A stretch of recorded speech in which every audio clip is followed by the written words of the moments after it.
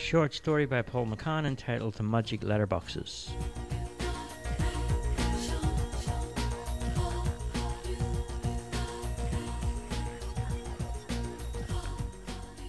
After the war was over, Bert and Rita were wed.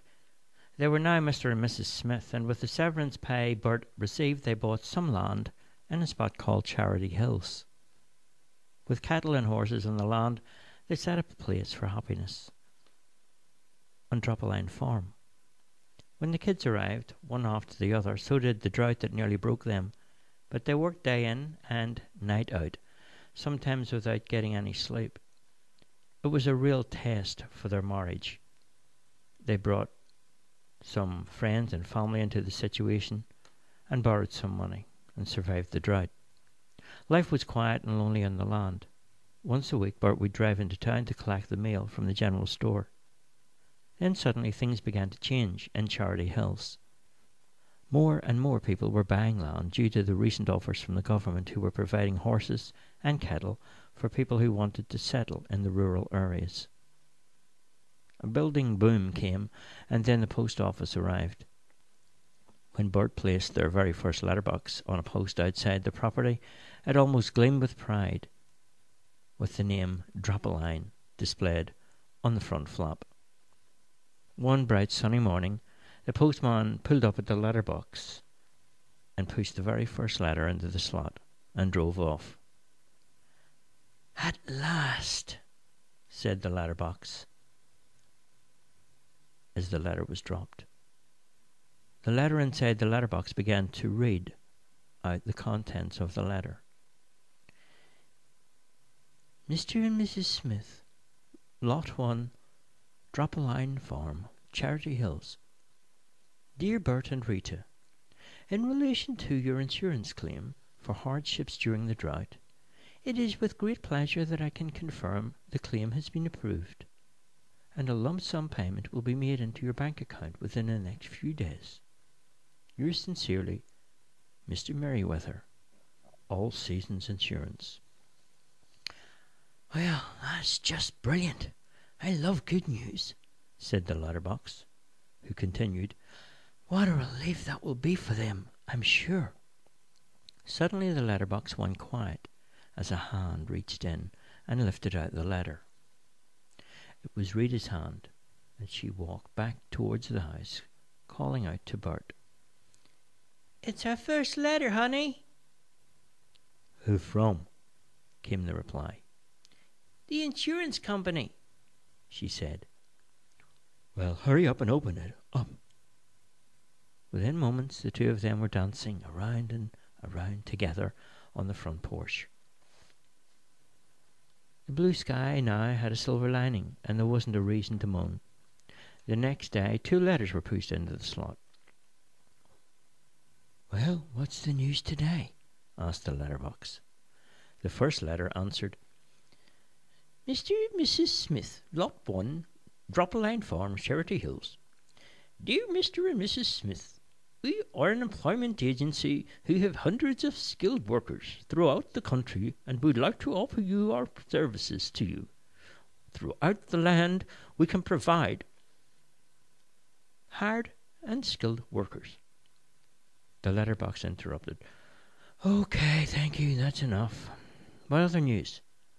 The other letter said, Mr. and Mrs. Smith, Lot 1, Drop-a-Line Farm, Charity Hills. Dear Mr. and Mrs. Smith, just to confirm that a place for your son John has been allocated at Charity Hills Primary School for next year. An appointment for you all has been made, and if you have any questions or concerns you would like to address, please don't hesitate to ask them when you arrive next Tuesday at 2 p.m. We look forward to seeing you all next week. Yours faithfully, Mr. Goodfellow, Principal, Charity Hills Primary School. Oh, now that's something. Little John starting school next week. That's a big event for everyone in the house. All went quiet as a hand reached in and lifted out the 2 letters. Within the next few years, all the children started school. With the insurance money, Bert and Rita had started an olive plantation that yielded a bumper crop. They had some workers that they hired from the employment agency who worked at night picking the olives off the trees. Life was busy on the farm, and as time marched on, there were many changes around the property. Machines had replaced the people who used to pick the olives. New storage sheds were built because there were some government grants available. Some wind turbines were placed around the farm. Other alternative projects were in progress for possible exports. One thing that never changed was the red letterbox out the front. One day, a few trucks arrived at the property beside the Smiths' farm. That day, a lot of activity was seen as some new neighbours had arrived. The Houston family were moving in. After a short time, a new letterbox was erected beside the one at Drop-A-Line Farm. The Smiths' letterbox said, "Welcome to Charity Hills. I'm Smith LB." Thanks for that. Can I call you LB? I'm Houston, by the way, LB. And I'm pleased to meet you," said the new letterbox. "LB's fine, Houston. At my place there's 5 people.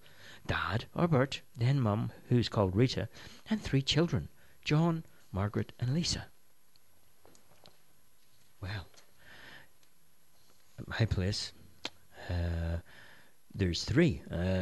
Gary is Dad, Jill is Mum, and a boy called Bill," said Houston. "We got lots of Bills here, Houston," said LB.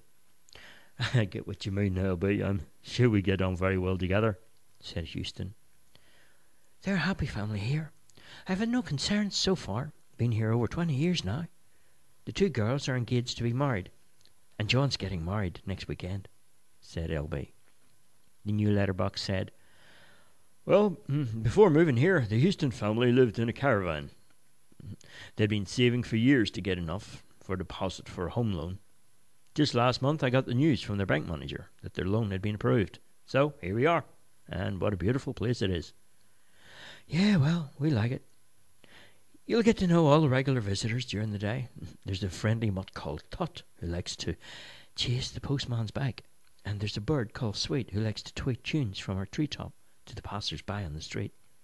And, of course, there's this cat called Scat who likes to lie flat on her back, pretending to be asleep, with one eye out for Tut and the other eye out for Sweetie Bird." The new letterbox said, "Have you ever had a post strike round here?" The reply came, "Never here. In my place, the post is delivered before twilight, and to this day I've never had any letter stay overnight. Well, here comes the postman now." From the top of the laneway, a little furry dog ran after the postman's bike, barking and running furiously until the bike was almost gone. A few minutes later, all the letters were delivered. Each of the letters in the boxes began to read out their contents. "John Smith, Lot 1, Drop-A-Line Farm, Charity Hills. Dear John, just a few lines to remind Vera and yourself about the wedding rehearsal on Friday at 6 p.m. Could you contact the other members of the wedding party also to be there? I would like to thank you for both, for the wonderful way in which you are preparing for your wedding day, which is only a few weeks away. I love the way people like you write everything down so I don't forget. I'm not as young as I used to be. Yours faithfully, Reverend Lee Reynolds, P.P." The second letter then started to read out its contents. "Mr. and Mrs. Smith, Lot 1, Drop-A-Line Farm, Charity Hills. Dear Bert and Rita, at local council meeting some new changes were made in relation to a number of rural properties. One of the changes involved Drop-A-Line Farm. When you purchased the land, it was sold based on a 100-acre minimum contract. That figure has now been amended to 5-acre minimum blocks. Thank you. Yours sincerely, Stanley McStammer, Local Town Planner, Charity Hills Council." In the other letterbox, the letter was reading out its contents. "Mr. and Mrs. Houston, Lot 2, Sunny Lane Cottage, Charity Hills. Dear Gary and Jill, enclosed are the photos from your ultrasound tests last week. The pictures show 2 healthy baby boys.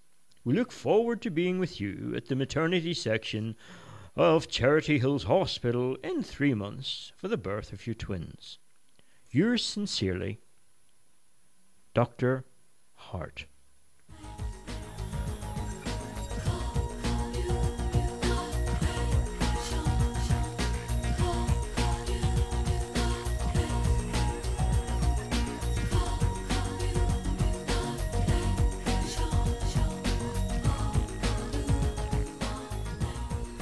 A little bird up in the tree started to chirp as two hands lifted the mail from each of the letterboxes, and then, after an introduction, Mrs. Houston and Rita Smith started talking.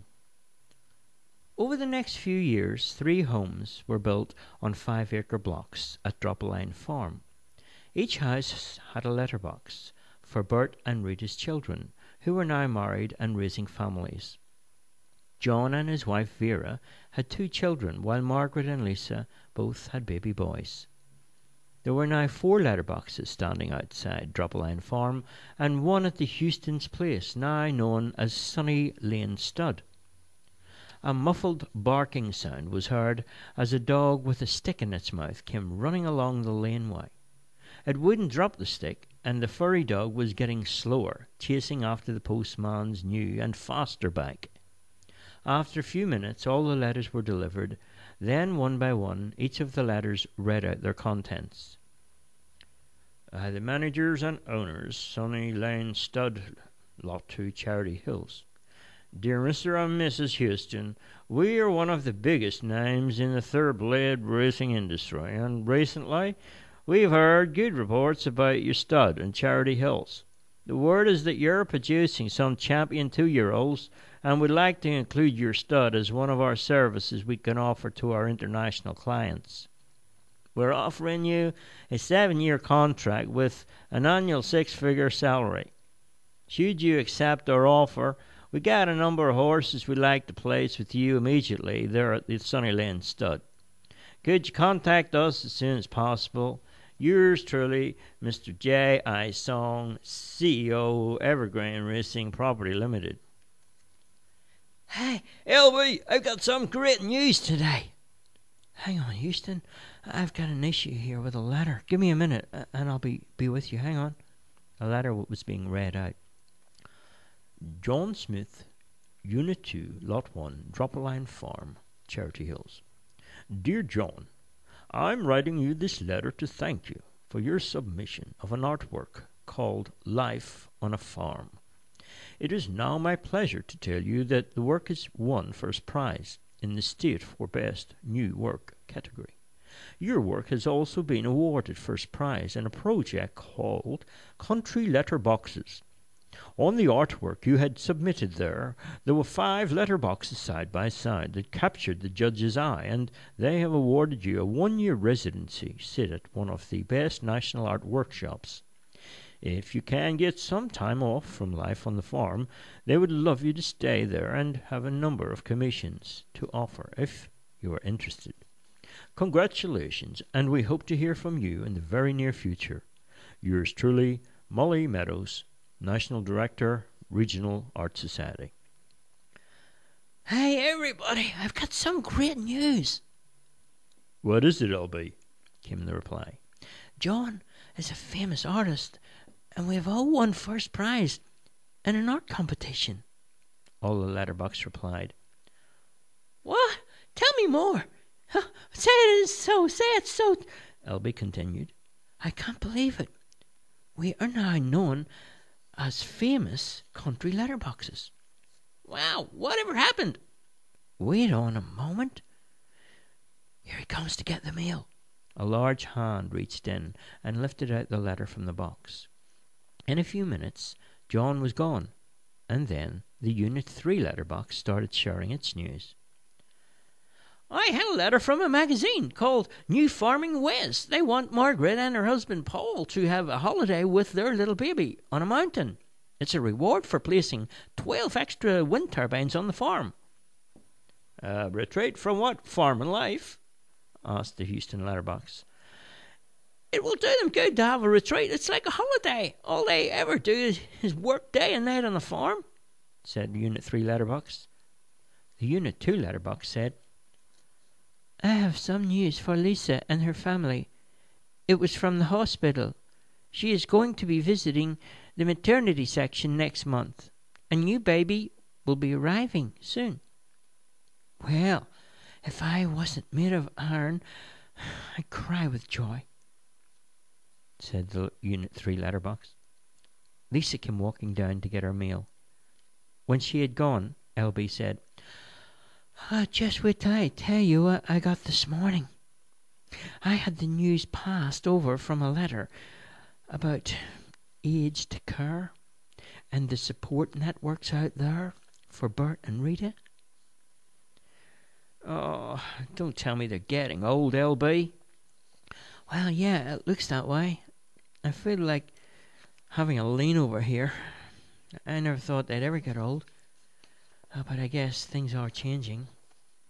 Bert walked down from the house and reached in to take his meal. Well, will I tell you, at my place there might be lots of new horses arriving very soon. What's happening there, Houston? LB asked, and the answer came. Well, they've been recognised as one of the best horse studs in the country, and everybody wants to send their horses here. After the birth of their new baby?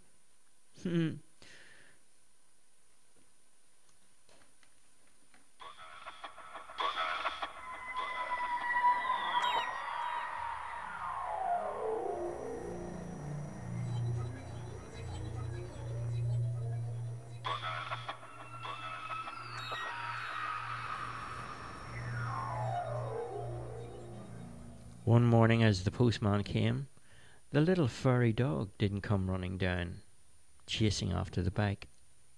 After all the letters were delivered, the letterboxes began to share their news.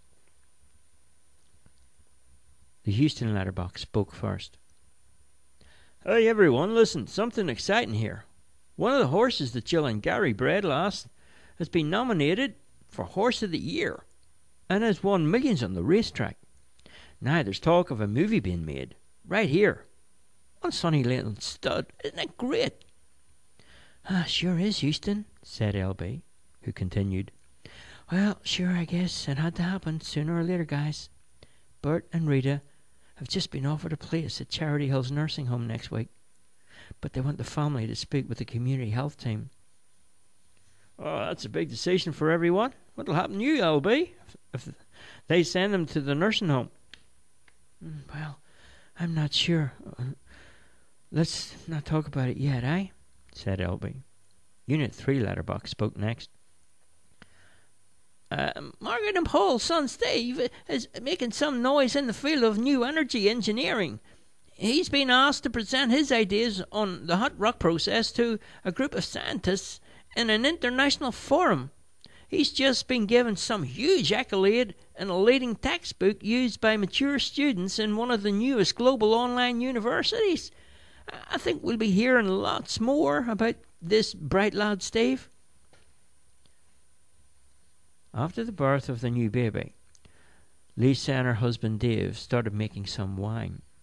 They acquired 5 acres for Bert, and Rita were very generous with the land package. And Margaret and Dave soon set down some good vines, and within a few years the small wine business was growing and earning some respect in the industry. Other letters now were arriving into the letterboxes on Sunny Lane. As time passed by and not much mail was arriving into LB's box, everyone else had to keep the news interesting for LB, who was always counting on an update on how things were. There were some new developments that had begun at Dropline Farm. On 2 separate 5-acre blocks, new buildings were being built. The first was a working art gallery that was the centre of displaying local artists in the area. The gallery was John's concept after spending a year living away at a residence artist workshop in the capital. The second building was a workshop with residency to accommodate from 1 to 3 people at a time. John wanted to provide a place for any artist to come and feel free to paint and to feel inspired by the surroundings at Dropline Farm. Because it was a business of sorts, there were 2 new buildings and they each had a separate letterbox out the front. Various art societies and artists were showing signs of interest. The government had provided a budget through the Arts Council, and a committee was formed to provide funds for yearly works to be done by a chosen artist to express a chosen art form. Those art forms were to be made public and were to have a wide scope, anything from sculpture to canvas. This concept could even become a seasonal activity for artists. There were some new and exciting letters now arriving at letterboxes out the front of Drop-A-Line Farm. Charity Hills was now becoming quite busy, and it was only a matter of time when it became a city. Charity City, with more and more people coming to live there. There were streets and curbs and gutters where once there were little laneways and dust. One thing that never changed, though, were a number of letterboxes that still stood. Although they were now spaced a little further apart on Sunny Street, the news of the Smith family was being shared by many new letterboxes all over the city.